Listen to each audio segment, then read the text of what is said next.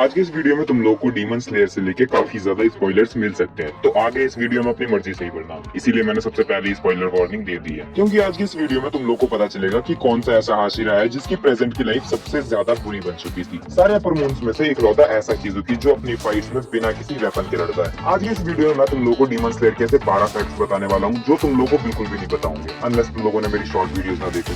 तो नंबर 12 पे आता है डीमन स्लेयर का खर्चा। तुम लोग को पता है एक एपिसोड का एनिमेट करने का कितना होता है? तो एक रिपोर्ट के हिसाब से डीमन स्लेयर का जो एक एपिसोड का एनिमेशन का खर्चा है, सिर्फ एनिमेशन का खर्चा, इसकी यूनिकनेस की वजह से जो इसका एक एपिसोड का एनिमेशन का खर्चा है वो है $80,000 का। फैक्ट नंबर 11, तुम लोग कागा या ओबुयाशिकी को तो जानते ही होंगे। कागा या ओबुयाशिकी 97वां लीडर है डीमन स्लेयर कॉर्प्स का। अगर नहीं तुम लोग को समझ में आया तो 97 कहते हैं इंग्लिश में। और कागाया सिर्फ 4 साल का था जब उसको लीडर बनाया गया। इतनी छोटी सी उम्र में वो डीमन स्लेयर कॉर्प्स को संभाल रहा है, तो तुम लोग सोच के देखो इसकी रिस्पेक्ट कितनी ज्यादा हो चुकी होगी अब तक। फैक्ट नंबर 10, तो मेरे सिंथ भाइयों ने मित्सुरी की पिंक कलर की तो देखी होगी,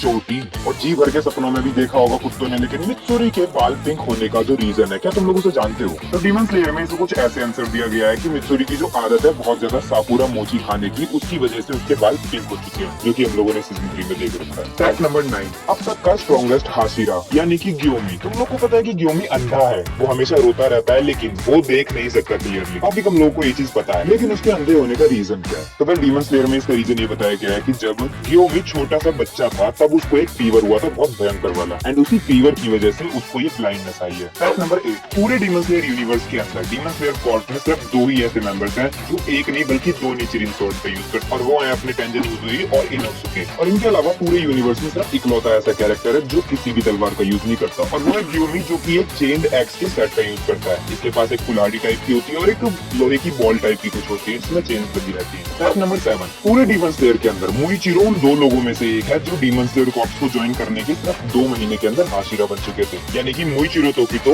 जब से उसने डीमन स्लेयर कॉर्प्स को ज्वाइन किया था उसके सिर्फ 2 महीने के अंदर वो एक हाशिरा बन चुका था। और इसके अलावा जो दूसरा बंदा है वो है अपना स्ट्रॉन्गेस्ट हाशिरा ग्योमी। फैक्ट नंबर 6, शिनोबु को अभी तक का सबसे ज्यादा वीकेस्ट हाशिरा कहा जाता है, क्योंकि वो फिजिकली काफी ज्यादा कमजोर है और फाइटिंग्स में भी वो उतनी कुछ ज्यादा अच्छा परफॉर्म नहीं कर पाती। लेकिन शिनोबु काफी ज्यादा स्ट्रॉन्ग है अगर हम लोग उसके मेडिसिन वाले एक्सपेक्ट को ले, क्योंकि शिनोबु एक मेडिसिन एक्सपर्ट है। और अपर मून 2 के खिलाफ जो फाइनल बैटल हुई थी इन्फिनिटी कैसल आर्क में, तो उसमें अपर मून 2 यानी कि डोमा को मारने का जो रियल रीजन था वो थी अपनी शिनोबु। फैक्ट नंबर 5, क्या तुम लोग को पता है कि रेंगोकू यानी कि अपना फ्लेम हाशिरा उसका कभी कोई स्टूडेंट था ही नहीं, और इसका जो रीजन बताया गया है डीमन स्लेयर के अंदर वो ये है कि फ्लेम ब्रीदिंग की जो ट्रेनिंग है वो इतनी ज्यादा मुश्किल होती है कि कोई भी उसको पूरा ही नहीं कर पाता और लोग इसको छोड़ के भाग जाते हैं। फैक्ट नंबर 4, तुम लोग को पता है कि मुइचिरो तोकितो का पूर्वज कौन है? बहुत ही खतरनाक आदमी है वो। तो मुइचिरो तोकितो का जो पूर्वज है, जो डिसेंडेंट है, वो है अपर मून 1 कोकुशिबु। तो मुइचिरो के अंदर कोकुशिबु का खून है। फैक्ट नंबर 3, तुम लोगों ने नोट किया होगा कि मुइचिरो तोकितो हमेशा ढीले ढाले से कपड़े पहनता है, इसकी वजह से वो ज्यादा औरतों की तरह भी लगता है। लेकिन कभी तुम लोगों ने इसका रीजन जानने की कोशिश की है? तो वेल इसकी भी एक खास वजह है, और वो ये है कि इन कपड़ों की वजह से मुइचिरो अपने ओपोनेंट्स को काफी ज्यादा परेशान कर देता है, क्योंकि इन कपड़ों की वजह से जो उसके ओपोनेंट होते हैं मुइचिरो के, वो इसकी मूवमेंट्स को गैस ही नहीं कर पाते। फैक्ट नंबर 2,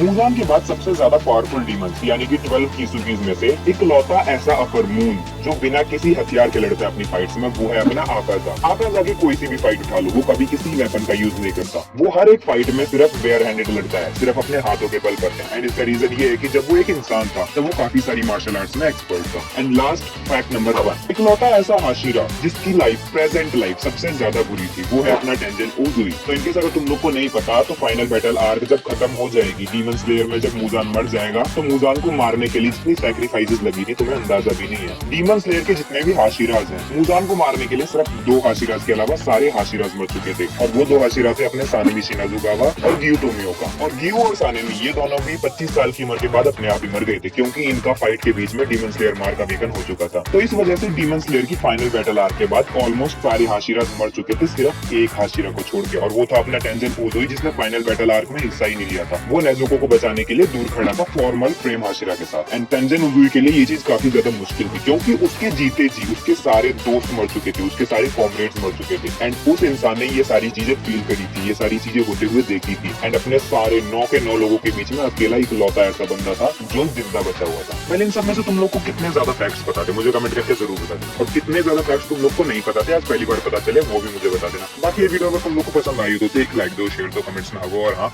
चैनल को भी सब्सक्राइब कर लेना। बाकी थैंक यू।